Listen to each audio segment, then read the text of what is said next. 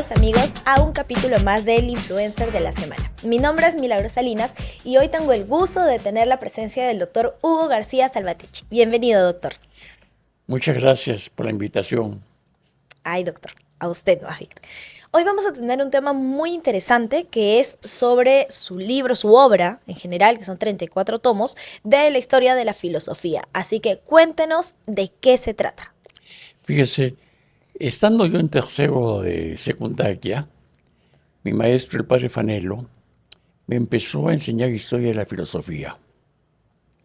Y por otro lado, me enseñó todo el método de investigación propio del Vaticano, de cómo se ficha y todo. Entonces, todo aquello que he estudiado, he leído, desde el año exactamente 1958 para adelante, lo tengo todo fichado. Estudié la filosofía muy acuciosamente, me doctoré en filosofía en la Católica, he sido profesor en el doctoral de filosofía de la Pontificia Universidad Católica, muchos años. Entonces tenía un material enorme de fichas de todos los autores. El problema era la redacción. Redactar 34 tomos, donde las páginas promedios de cada tomo son 500 páginas, no es nada fácil, sobre todo para que haya coherencia no solo en un tomo, sino en los 34 tomos, lo que es más difícil. Y eso me llevó poco más de 2 décadas, solamente la redacción. Más de 2 décadas redactar, bueno, así es bastante. Y el contenido, la investigación, 60 años. 60 años la investigación, es un trabajo de toda una vida entonces. Y cuéntanos, ¿en qué consiste? ¿Qué cosa hay? La historia de la filosofía comienza con el mundo griego, donde se inicia prácticamente lo que es actualmente la actual cultura llamada del occidente, ¿no? El pensamiento occidental. Y culmina con la filosofía de la desilusión, como yo la llamo, en el siglo, a fines del siglo pasado, donde, a mi entender, culmina el pensamiento occidental. Simple y llanamente porque con la globalización va a desaparecer el occidente y el oriente. Así como en el inicio del mundo griego no había ni occidente ni oriente, cometieron errores durante cerca de 2 milenios los historiadores de la filosofía al discutir si en Grecia predominaba el occidente o el oriente, no eran entidades que en ese entonces existían. Por lo que mi historia de la filosofía es la historia de la filosofía del pensamiento occidental desde su inicio hasta su término. En el futuro habrán muchos escritores que han nacido o que van a nacer en el mundo que hoy denominamos occidental, pero ya el pensamiento occidental como algo específico desaparece porque con la globalización ya vamos a tener únicamente el pensamiento universal. Claro, es la parte de la cultura cuando se va perdiendo un poco las tradiciones también, ¿no? Y comienzan a unificarse. O sea, vivimos al final de una época histórica, de toda una era histórica. Incluso estos cambios climatológicos son la expresión objetiva de esos cambios históricos. ¿Cómo es eso? Cuando a Platón y Aristóteles se preguntaba cómo surgió lo que se denominaba el milagro griego, lo que es el inicio de la cultura occidental, dijeron terremotos, desastres, diluvios. Lo que sucede es que la Tierra, al girar, como todo aquello que gira, se va desfasando el eje de rotación. Entonces llega un momento, que más o menos aproximadamente son 2000 años y algo, donde ya se siente y la Tierra empieza a reacomodarse, porque el polo ya no está donde estaba, ni la línea ecuatorial está donde estaba. Y primero en sentirlo son las corrientes marítimas, que tienen una fuerza y una potencia enorme. Si esa corriente marítima va contra un continente, lo puede dividir en dos. Si va contra una isla, puede hacerla desaparecer. Entonces, estos cambios climatológicos siempre han estado vinculados con un cambio de la era histórica. Lo dijeron en la antigüedad Haiteo, Platón, Aristóteles, Tucídides, y lo van a repetir los grandes filósofos de la historia del siglo XIX, ¿no? Toynbee y Spengler. Entonces, estamos al final de una era histórica donde van a cambiar los criterios de verdad, la jerarquía de valores, y por lo tanto todas las instituciones creadas hasta este momento se vuelven obsoletas, ya no tienen vigencia. Ya el estado actual, tal como está, es obsoleto. Todas nuestras instituciones son obsoletas. Incluso no es de extrañar que hayan cambios muy importantes, no en Dios, que Dios es inmutable, sino en el actual concepto de Dios. Yo creo que el actual concepto de Dios ya no nos permite llegar al Dios verdadero y al Dios actual. Wow. Y esa parte de cómo también cambia el tema de las religiones, creo que también lo hemos notado ahora poco. Bueno, hemos tenido un nuevo papa que es tanto americano como peruano, tiene doble nacionalidad. Quisiera saber desde toda la cultura que usted conoce, de todas sus investigaciones y el conocimiento y la experiencia de vida, ¿qué opina de cómo está llevándose a cabo el tema actual en la religión católica en el Vaticano? La Iglesia Católica empezó a cambiar significativamente. El hito, digamos, inmediato más importante fue la encíclica que promulgó el Papa Juan Pablo II, aunque aparentemente fue escrita por quien entonces era todavía cardenal, pero después fue Papa Benedicto XVI, la Fides et Ratio. En esta encíclica Fides et Ratio, la Iglesia señala enfáticamente que incluso toda teología es histórica, porque se apoya en una filosofía, en una cosmovisión propia de una época que cambia. Y si cambia, tiene que cambiar la teología. Es el primer gran eslabón, ¿no? Prácticamente con esta encíclica Fides et Ratio, el Vaticano ya asume como método dialéctico de investigación la teoría del espacio-tiempo histórico. Posteriormente, ya siendo papa, el Papa Benedicto XVI puso todos los cimientos para los grandes cambios desde un punto de vista teórico, teológico. En sus homilías, en sus charlas, en su catequesis que daba fundamentalmente los días miércoles, se dedicó a hacer un análisis de la historia del pensamiento cristiano. Y cosa sumamente curiosa para muchos, no para todos, para mí no fue ninguna novedad, alaba a los que hasta este momento habían sido considerados herejes y muchas veces critica a los que hasta ese entonces habían sido considerados como santos. Hubo un cambio completo. Otra cosa importante que hizo es que, dada la polémica que tuvo ya el catolicismo con el protestantismo, se trató de señalar que la fuente de la inspiración divina no era solamente la Biblia, sino también la tradición. Y se puso la tradición casi en el mismo nivel que las Sagradas Escrituras.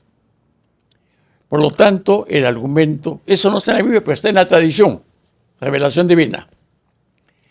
La tradición, tal como se entendía, se admite totalmente, sin excepciones, o si no, tiende a desaparecer.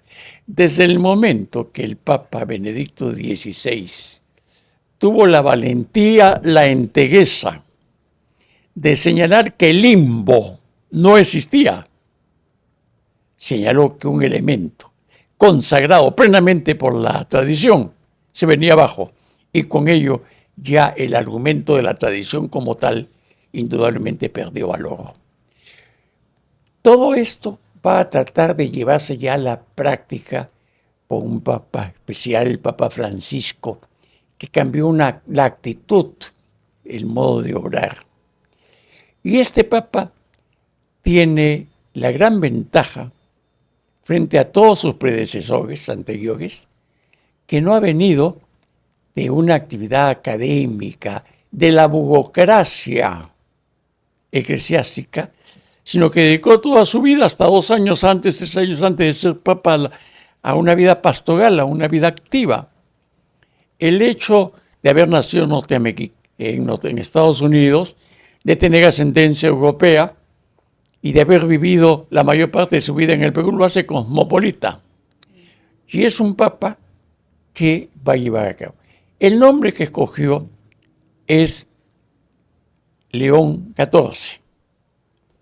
Por lo general se escoge un nombre como símbolo de lo que va a ser, por un lado, su actividad como papa, y por otro lado, como un nombre que lo vincula a un papa anterior, que en este caso sería León XIII. León XIII, si bien fue sumamente conservador en el aspecto teórico, ideológico, fue muy de avanzada en lo que se refiere al aspecto social.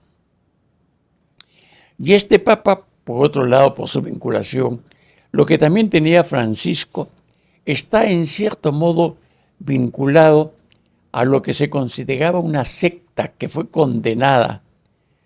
Sus integrantes fueron apresados, a pesar de algunos de ellos ser obispos o ser superiores mayores de la orden franciscana, que era la de los Fraticelli. Cuando fundó la orden franciscana, San Francisco de Asís tuvo reglas muy rígidas en lo que se refiere a la pobreza.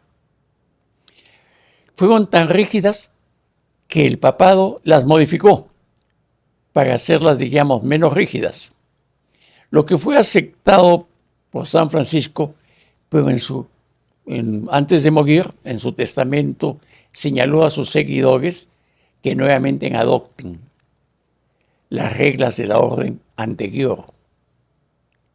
Lo que fue condenado por la Iglesia, y entonces hubo un grupo que se separó, que se llamaban los Fraticelli. Estos Fraticelli tuvieron una actividad importante a fines o en plena Edad Media. Fueron perseguidos por San Buenaventura, nada menos.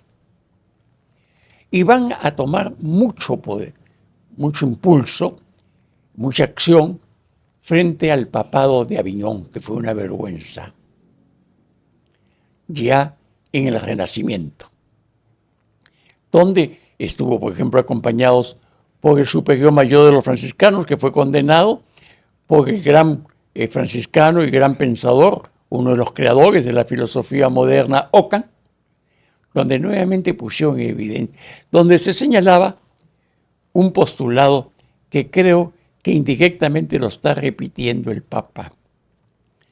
La Iglesia, el cristianismo, para que sea iglesia de los pobres, debe ser también ella pobre.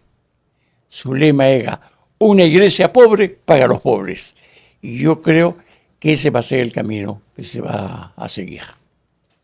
Wow, bastante interesante sobre todo esos temas que ya no es algo que se converse mucho como que en la mesa del hogar, sino que ya es investigar un poquito más de qué hay, ¿no?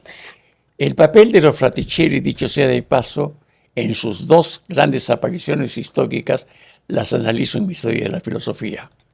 ¿Y más o menos qué tomo?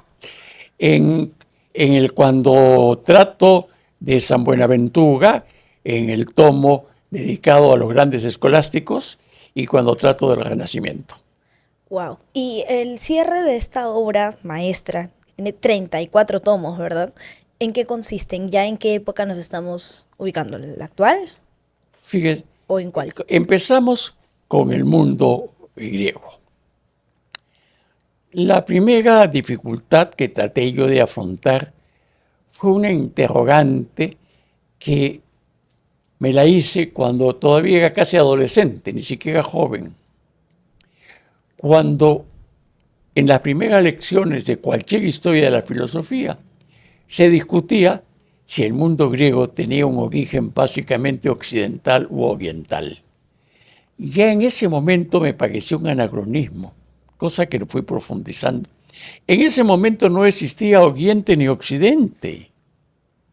Lo único que existía era una sola realidad, que era la realidad mediterránea, conformada por el sur de Europa, el norte de África y el Asia Menor. Egipto, Siria, Grecia, conforman una sola unidad histórica, que era la unidad mediterránea. Grecia efectivamente va a dar el gran salto porque va a ser una síntesis. Esa síntesis no va a ser entre Occidente y Oriente que no existían, sino es la síntesis que se da entre la realidad mediterránea y los pueblos europeos nórdicos que empezaron a mostrar presencia invadiendo el Peloponeso y después pasando también a Creta. Entonces va a ser la síntesis del mundo mediterráneo con los pueblos nórdicos y recién a partir de ahí, 2 o 3 siglos después, va a surgir ya propiamente el Occidente y el Oriente. Wow. Es bastante disruptivo porque siempre se hablaba de una influencia oriental, Claro. occidental y no existía en aquel tiempo. Es anacrónico, no existían. O sea, no existía para lo que estamos hablando respecto Ahí a su apliqué filosofía, la ¿no? teoría del espacio-tiempo histórico. Cierto, vi que lo mencionado ya 2 En veces. segundo lugar, son problemas que me los fui yo, reitero, formulando de cuando era adolescente, de cuando era joven. El problema de Sócrates. Llegó un momento que dije, bueno, ¿qué dijo Sócrates? Porque Platón señala, da un testimonio, otro da otro testimonio, y llegué a una conclusión. Es muy difícil ya reconstruir los hechos y saber lo que dijo Sócrates. Pero la figura de Sócrates, histórica o no histórica, ha tenido una gran vigencia en el Occidente. Y esa figura socrática que tiene una gran vigencia en el Occidente es la presentada por Platón. Entonces, ese es el Aristóteles que ha tenido vigencia en el que hasta qué punto fue adulterado el pensamiento de Sócrates, hasta qué punto no es el pensamiento del joven Platón, eso es un tema de los especialistas, de los académicos. Pero el hecho concreto es que el Sócrates que tuvo vigencia en el mundo occidental es el presentado por... Sin embargo, también presento las otras interpretaciones. Claro. En el tema de Platón, estamos hablando del primer tomo, había también otro problema. Que el Platón que se predicaba, que era conocido, que fue divulgado en el mundo occidental, es el Platón, es una etapa del pensamiento de Platón que Platón lo superó en vida con el diálogo del Parménides. Entonces el gran Platón, el gran maestro Platón, es el segundo Platón, que fue desconocido por una sencilla razón, que el primer Platón era el que más se prestaba para la prédica de la teología católica cristiana de ese entonces. Entonces ese Platón, que ya desconfía del conocimiento, que deja a un lado las ideas, que señala que tenemos que simplemente atenernos a una opinión verdadera, vale decir, a una opinión debidamente justificada, pero que jamás podemos salir de las hipótesis y de las opiniones en lo que es el conocimiento. Está plenamente de acuerdo con la actual epistemología, recobra una gran actualidad. Entonces, en lo que se refiere a la sección dedicada a Platón, creo que lo más importante de mi obra está precisamente en tratar de explicitar, reflexionar sobre el Platón de la madurez. Y por último termina con Aristóteles. Aristóteles llegó al mundo occidental tardíamente, porque lo que se conocía eran sus diálogos, que eran una imitación de los platónicos, que incluso se perdieron en el mundo antiguo, que no tuvieron mayor vigencia. El Aristóteles que tiene vigencia es el redescubierto por los árabes, y al decir redescubierto es aquel redescubierto e interpretado por los árabes, que lo llevan al occidente, por lo cual fue condenado expresamente por la Iglesia, aunque después Santo Tomás lo cristianizó. Entonces con Aristóteles también hay otro problema. Hay un Aristóteles interpretado por los árabes, que es el que aparentemente tiene más validez histórica, y el Aristóteles cristianizado, ¿no?, por Santo Tomás de Aquino y por la escolástica. En este caso no se puede desechar ninguno de los dos. Hay que tener presente a las dos interpretaciones de Aristóteles. Wow, es bastante interesante, sobre todo disruptivo con lo que nos suelen enseñar en el colegio, ¿no? O en la universidad. Ese es el primer tomo, ¿no? Ya eso se Solo dedica al es el primer tomo. Son 34, son 60 años de vida dedicados a la investigación, más de 20 años dedicados a la redacción y sin contar todos los estudios posteriores y bueno, pues no, toda la obra maestra que deja un legado en verdad acá en nuestro país. Sobre todo que usted, que es un doctor peruano, que nos está dejando este hermoso regalo para nuestra historia como peruanos. Bueno, doctor, ha sido un gusto contar con usted en esta No, me entrevista. corrijo.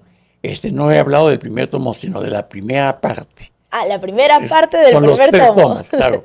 Porque Platón es un solo tomo, Aristóteles es otro tomo. Y El cuarto tomo, que termina la Edad Antigua, es la de los movimientos helenísticos, la del estoicismo, ¿no? Claro. El neoplatonismo, etcétera.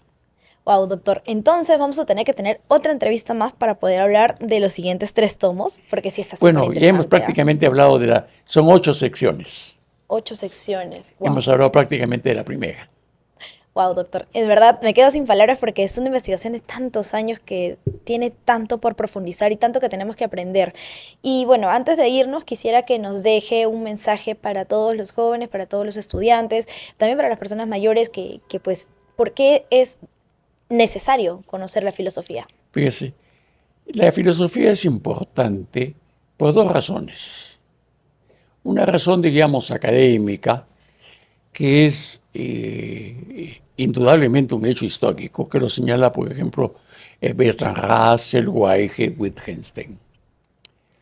La filosofía no trata de encontrar soluciones, sino de hacer preguntas. Y la primera pregunta empieza con uno mismo. Y es por eso que Platón definía la filosofía como el diálogo con uno mismo. Pero por otra parte, en modo que cuestiona todo. La misión de la filosofía no es justificar, es justificar en algunos casos sí, pero más que justificar es cuestionar. Ver todo aquello que todavía no está debidamente solucionado, todo aquello que todavía implica interrogantes. Y en ese aspecto, la filosofía es la que le ha señalado siempre a la ciencia el rumbo a seguir. La ciencia ha tratado de solucionar los problemas previamente presentados por la filosofía. En el campo personal nos ayuda a conocernos a nosotros mismos, porque hay que preguntarnos siempre, hay que razonar. Yo siendo todavía adolescente, tuve unas enseñanzas formidables de un sacerdote piugano, moreno, de muy baja estatura, el padre Teófilo Guailupo, que nos decía, antes de enseñarles a ustedes matemáticas, cosas, lo que quiero enseñarles es algo, es a pensar. Un maestro lo que debe enseñar no es tanto el contenido, cuanto enseñar a pensar para que sea el alumno el que lo llene de su propio contenido. Hay que enseñar a pensar y la filosofía nos enseña a pensar porque nos enseña a cuestionar. Muchas gracias, doctor. Para conocimiento de todos, también pueden encontrar en el cintillo el correo en el cual pueden pedir las obras, así como también a través del WhatsApp, que es el del doctor. ¿Cuál es el número? 997925 422. Por favor, al WhatsApp, porque mi teléfono está, digamos, ya señalado para que no reciba llamadas que no están, por razones obvias, ¿no? Pero el WhatsApp sí lo recibo. Sí. A ver, sí que al 997-925-422 o también al correo ugarza@gmail.com, que también lo encuentran en líneas abajo. Bueno, doctor, esta ha sido una primera entrevista. Próximamente haremos la segunda y así hasta terminar todos los tomos. Muchas gracias. Y Muchas a todos, gracias. muchas gracias por estar presentes en este episodio del Influencer de la Semana. Nos vemos en el siguiente.